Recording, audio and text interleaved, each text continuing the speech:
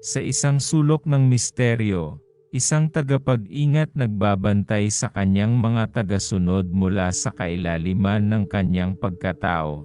Siya nagmumura ng mga salitang may kahalagahan na lubhang makabuluhan sa sinumang makinig ng maigi. Makikilala ang isang lihim na kapag ibinunyag ay magbabago sa mundo. Kilala ang panahon na gaya ng walang kapatawaran espektrum na bumabagsak sa atin. Dumating na ang oras ng paglilinis at mayroong isang paraan lamang upang matagpuan ang kaligtasan sa gayong malupit na kapalaran mula sa kailaliman ng kanyang puso. Ang gabay ay bumubulong ng kanyang babala sa isang tinig misteryoso. Maging handa dahil ang takip ng lihim ay natatanggal at ang patotoo ng mga maasahang pangitain ay lumilitaw. Dalawang hula ang lumilitaw mula sa mga anino na nagpapatibay sa katotohanan ng kanyang mga salita. Ang mga pangyayaring ito, matapos ibunyag sa mga walang malay na kaluluwa, ay nabubuhay na nagtatakda ng kanilang katotohanan sa kasaysayan. Ang unang hula ay isang misteryo na bumabagabag sa mga panahon, nakatago sa likod ng takip ni Fatima noong 1917 sa puso ng Portugal. Ang pangitain ng pagpatay sa Papa ay ipinakita sa mga batang pastol, nagpahiwatig ng isang pagtatangkang magiging totoo sa mga dekada na lumipas. Sa isang malungkot na araw ng Mayo noong 1981, isang bala ang nakakamatay ay nakita ng Papa Juan Pablo ay nagtutupad sa hula ibinulong sa mga walang malay. Ang ikalawang hula ay nagsimula noong 1858 nang si Santa Bernadette ay binisita sa Lourdes, Pransya.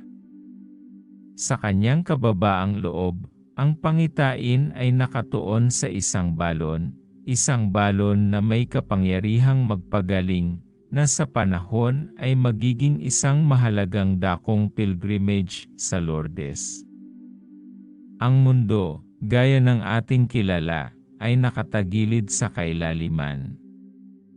Tanging ang mga taong magbabalik loob sa kanilang mga kasalanan, ang mga taong bubuksan ang kanilang puso sa awa at pagmamahal, ang maaaring makatakas mula sa isang masamang kapalaran. Ang inang lupa, pinagmumulan ng lahat ng buhay, ay umiiyak. Ang kanyang mga luha ay bunga ng mga kasalanan ng mga taong may masasamang layunin na iniwan ang sugat sa kanyang kalikasan. Ang buhay, isang mahalagang regalo, ay nawasak dahil sa pagkalason ng hangin, tubig, at lupa. Ang mga ilog ay nakalason dahil sa mga kasalanan ng sangkatauhan, at ang mga karagatan bilang saksi sa kahirapan na ipinapataw sa kanyang karangalan, umaalma. Ang napapagod na inang lupa ay lumalaban upang mabuhay. Ang kanyang puso ay sugatan dahil sa mga sugat na tinamo mula sa sangkatauhan. Ang galit ng Diyos ay bumabalot na parang di matapos-tapos na apoy na nililinis ang mundo mula sa mga masasamang impluwensya nito nang hindi pinipili kung sino ang may sala o wala. Sa kalangitan ay may mga pangyayaring kalamidad na magugulat sa mundo. Mapaminsalang lindol ay magugunaw sa mundo. Isasara ang mga lungsod at mga kaluluwa sa kalungkutan. Ang tubig ng mga ilog at dagat ay aapaw, lulunurin ang malalaking bahagi ng lupa, at magdudulot ng kirot at kawalan ng pag-asa. Ang klima ay magiging hindi tiyak at katastropikong may malamig na taglamig at mainit na tag-init. Magiging sakit na nakakahawa at magiging sanhi ng kamatayan sa milyon-milyong tao. Ang mga likas na pangyayari tulad ng malalaking yelo, sunog, at lamig ay magdudulot ng pinsala sa lahat ng rehiyon ng mundo. Lulindol ang mundo at ilang bansa ay mawawala sa mapa, at ang sangkatauhan ay haharap sa hindi inaasahang parusa. Ang mga tao na nasira ng galit at paghihiganti ay magdudulot ng kaguluhan at pagkasira. Ang kanilang layunin ay ang kapangyarihan, gamit ang lahat ng paraan upang magdulot ng kalituhan sa mundo. Ang mga salitang ito ay hindi upang matakot kundi upang magbabala sa mga darating na pangyayari na nakatatak na sa kasaysayan, ngunit ang kapangyarihan upang baguhin ang kapalaran ay nasa kamay ng sangkatauhan. Ang mensaheng ito ay isang paanyaya sa pagmumuni-muni, pag-aaral sa sarili, at pagsisisi. Ano man ang iyong paniniwala, apektado tayo ng hula. Bawat individual ay maaaring magdulot ng pagkakaiba at mag-ambag sa pagtutuwid ng landas. Kailangang magbukas ang mga puso sa awa, pagpapatawad, at pagmamahal sa kapwa-tao.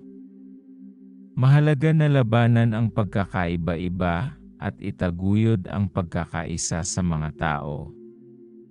Maging maingat dahil ang hula na naghahamon sa mundo ay maaaring maiwasan lamang sa pamamagitan ng solusyon na magiging maliwanag. Ang panahon ay lumilipas at tanging sa tulong ng lahat ay maaari tayong bumalik sa normalidad. Sa malamig na gabi, bago ang hating gabi, ang kadiliman ay lulubog sa mundo sa loob ng 72 oras. Tanging ang mga mananatiling buhay ang magiging saksi sa bagong panahon. Isang renaissance. Ang babala ay malinaw, huwag magbukas ng mga pinto sa mga estranghero, dahil marami sa kanila ay may masamang hangarin. Maghanda dahil tanging ang mga nakikinig at sumusunod sa mensahe ang may pagkakataong magpatuloy. Ibibigay sa inyo ang mga senyales at gabay para sa paghahanda. Ngunit huwag magkaroon ng takot sa inyong puso. Tingnan ang looban ng inyong sarili, dahil nais kayong protektahan ng Diyos mula sa galit at hirap na darating. Ang mensahe na ito ay isang paanyaya sa pagmumuni-muni at pagbabago sa ating mga aksyon. Nakasalalay sa kamay ng sangkatauhan ang kapalaran ng mundo. Ang ina ng langit ay nagbibigay ng babala, maghanda, magsisi, at magmahalan bilang magkapatid.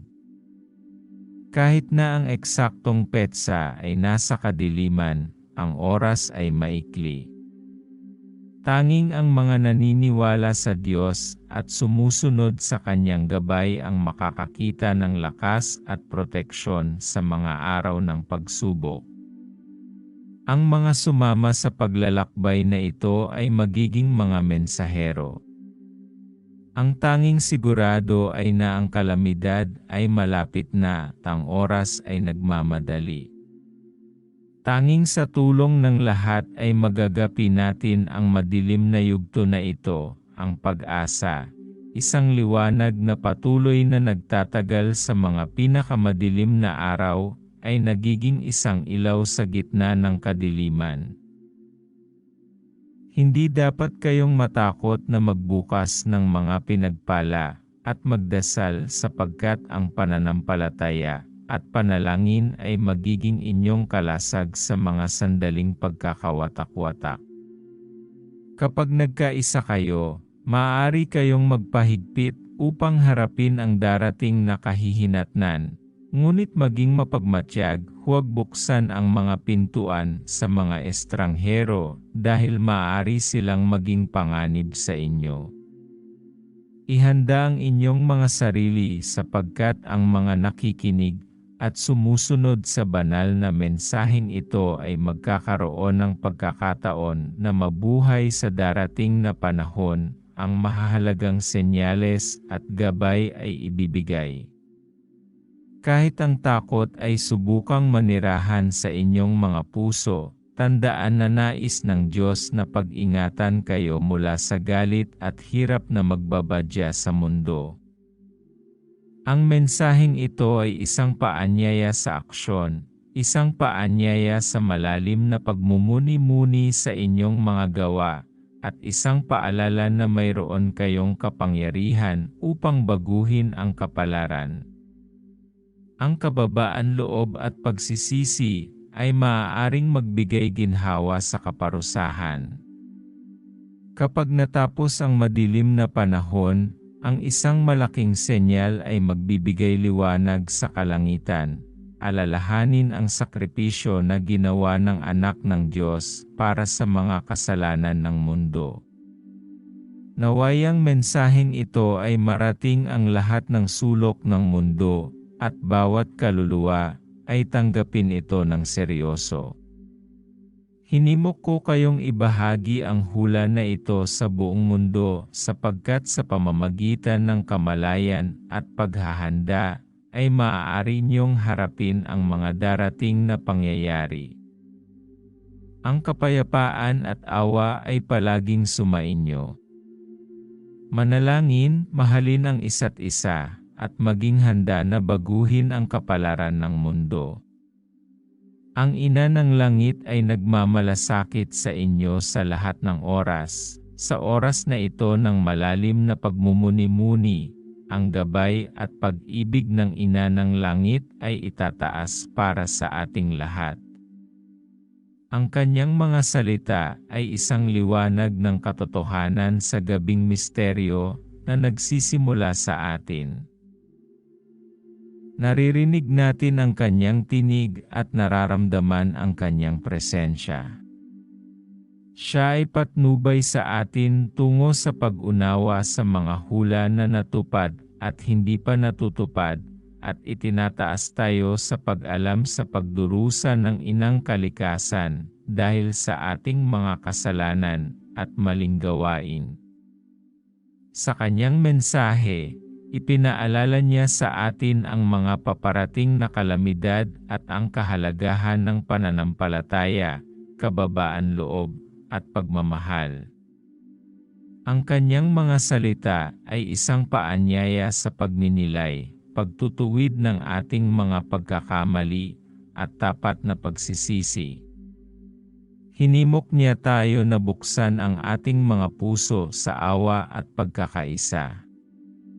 Ang paghahanda para sa mga darating na pangyayari ay mahalaga, at ang Ina ng Langit ay magbibigay sa atin ng mga senyales at gabay.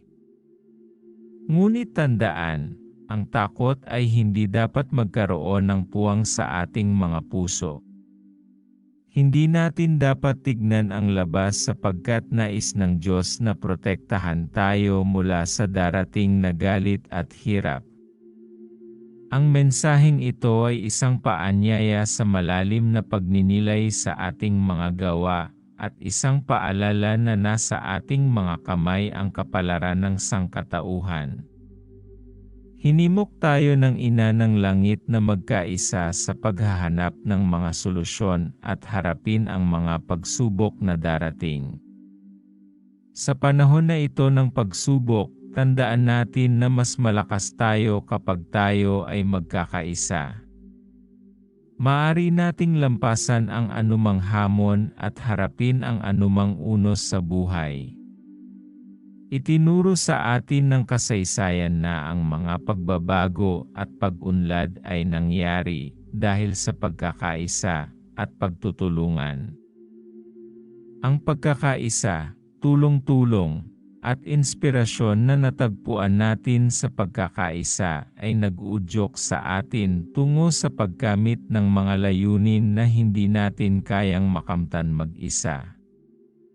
Tandaan natin na ang Diyos ay mapagpatawad at ang kababaan loob at pagsisisi ay maaaring magbigay ginhawa sa kaparusahan kapag ang dilim ay sumakop sa mundo sa loob ng 72 oras. Isang malaking senyal sa kalangitan ang magpapaalaala sa sakripisyo ni Kristo para sa mga kasalanan ng mundo.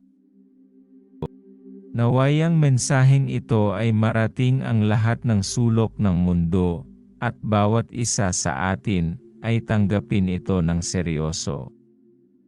Umaasa tayo sa banal na gabay at pagmamahal ng Ina ng Langit sa oras na ito ng malalim na pagmumuni-muni, at hinihiling natin na bigyan tayo ng lakas at karunungan upang harapin ang mga darating na pagsubok ng may dignidad at pag-asa.